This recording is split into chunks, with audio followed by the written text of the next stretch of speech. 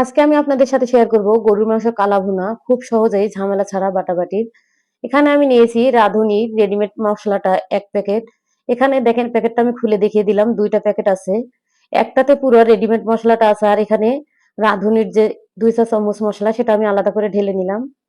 আর এখানে আমি ১ কেজি ৫০০ গ্রাম গরুর মাংস নিয়েছি, মোট ১.৫ কেজি। গরুর মাংসগুলো আমি বড় বড় করে কেটে নিয়েছি। এখন আমি রেডিমেড মসলাটা আমি এখানে ৩ ভাগ নিয়েছি, কারণ ১ ভাগ রেখে দিলাম। কারণ এটা পুরোটা ব্যবহার করা যাবে না মসলাটা, কারণ ২ কেজিতে ব্যবহার করতে হবে। এই জন্য আমি ১.৫ কেজি, তাই আমি ৩ ভাগ নিয়েছি। এখানে আমি দিয়েছি পেঁয়াজ, রসুন কোয়া।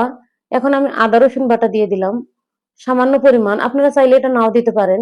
আমি এখানে ১ কাপ সরিষার তেল নিয়েছিলাম, ১ কাপের আমি অল্প একটু রেখে দিয়েছি, কারণ ওটা দিয়ে আমি বাগার দিব, পুরোটাই দিইনি। এখন আমি হাত দিয়ে মসলাগুলো ভালোভাবে একদম ম্যারিনেট করে নিলাম।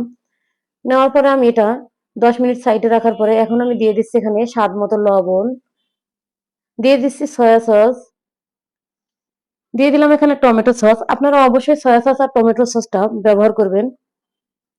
আবারও আমি ভালোভাবে মিক্স করে নিলাম।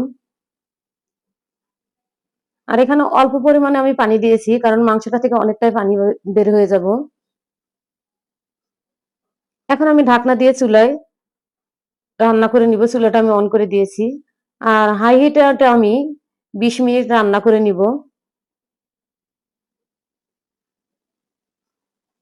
হাই হিটে ২০ মিনিট রান্না করার পরে আমি কিছুক্ষণ পর পরে ঢাকনা দিয়ে এটা আমি নেড়ে দিব, যাতে এটা তলানিতে না লেগে যায়, যাতে মশলাটা একদম পুড়ে না যায়। বারবার এটা নেড়ে ছেড়ে দিতে হবে।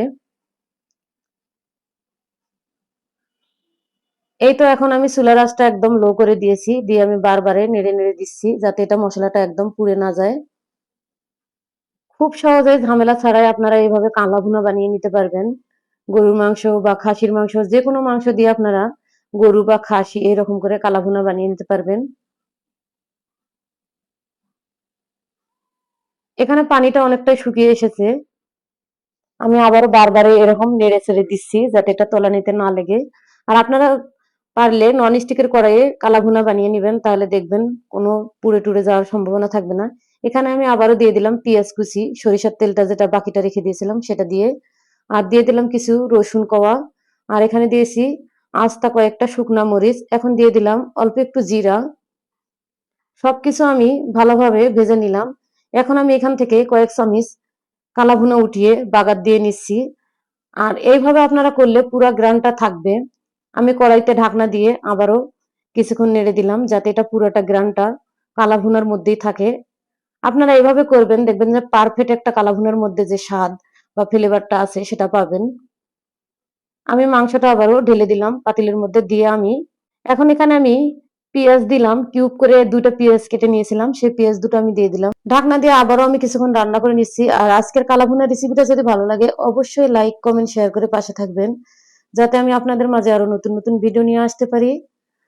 আর কালাভুনা রেসিপিটা কেমন হয়েছে অবশ্যই কমেন্ট করবেন, কমেন্ট করতে ভুলবেন না। সবাই ভালো থাকবেন, সুস্থ থাকবেন। আজকের মতো এই পর্যন্তই।